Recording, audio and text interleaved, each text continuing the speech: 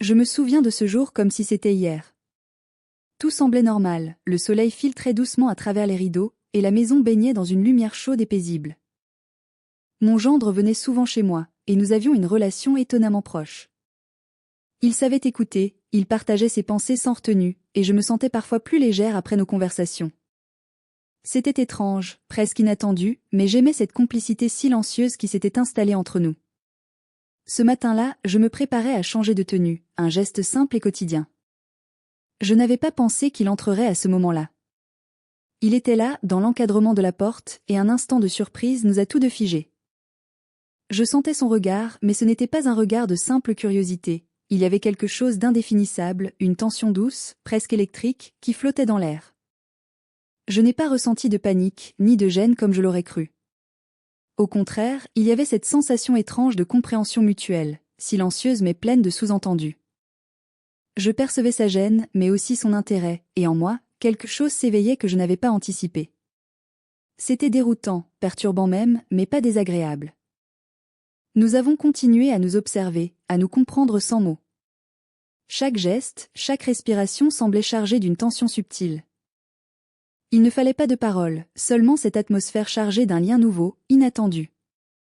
Mon esprit oscillait entre prudence et curiosité, entre surprise et quelque chose de plus profond que je n'avais jamais ressenti auparavant.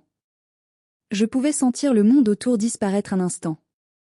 Les murs de la maison, le parfum du café dans la cuisine, le bruit lointain de la rue, tout semblait secondaire, irréel, comparé à ce moment suspendu.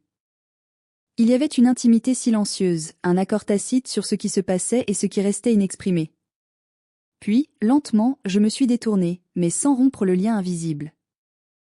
J'ai senti son regard suivre mes mouvements, attentif, respectueux, mais curieux.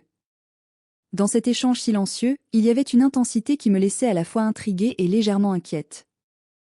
Je savais que ce jour-là marquerait un tournant, quelque chose qui ne serait jamais tout à fait comme avant. Je ne pouvais pas prédire ce qui allait suivre, mais je sentais que nous étions à la veille d'un nouveau chapitre, d'une exploration délicate et secrète.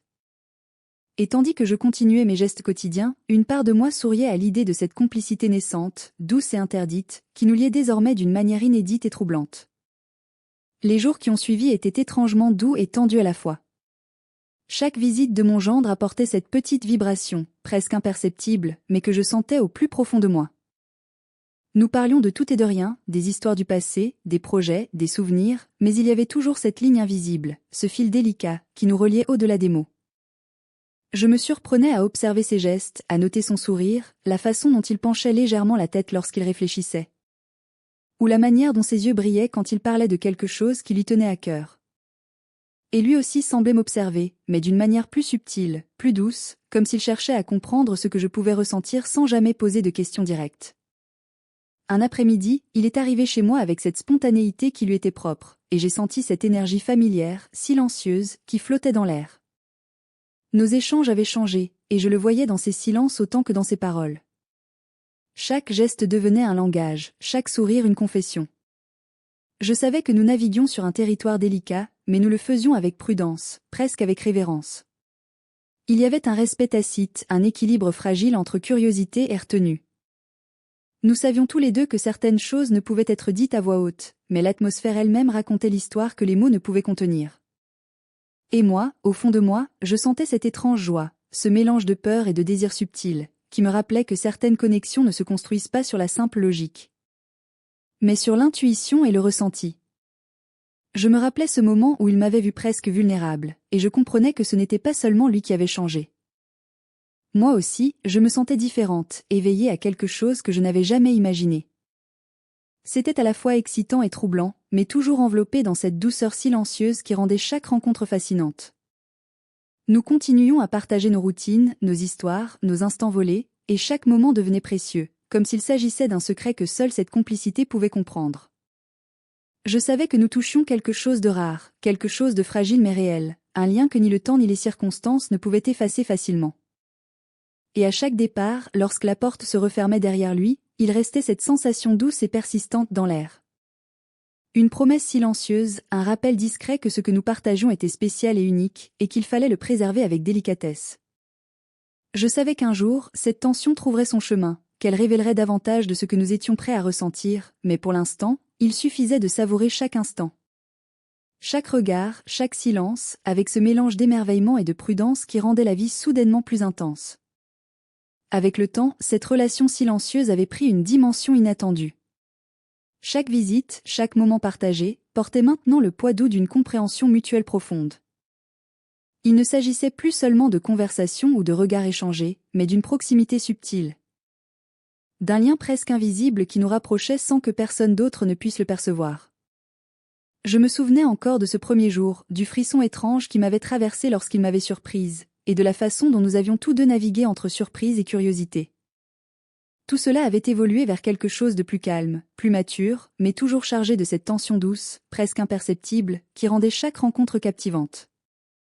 Nous avions appris à lire les silences, à comprendre les gestes, à saisir le moindre indice dans le ton de voix ou dans un sourire. Il y avait cette sécurité dans notre discrétion, cette confiance tacite qui nous permettait de savourer chaque instant sans précipitation. Nous avions trouvé un équilibre délicat, où l'intimité se révélait par des détails subtils, par des gestes simples mais chargés de sens. Un soir, je l'ai regardé partir et j'ai ressenti cette douce certitude que rien ne serait jamais comme avant, mais que c'était exactement ce que je souhaitais. Nous avions trouvé un espace secret, un monde à nous, fait de compréhension, de complicité et de tendresse silencieuse.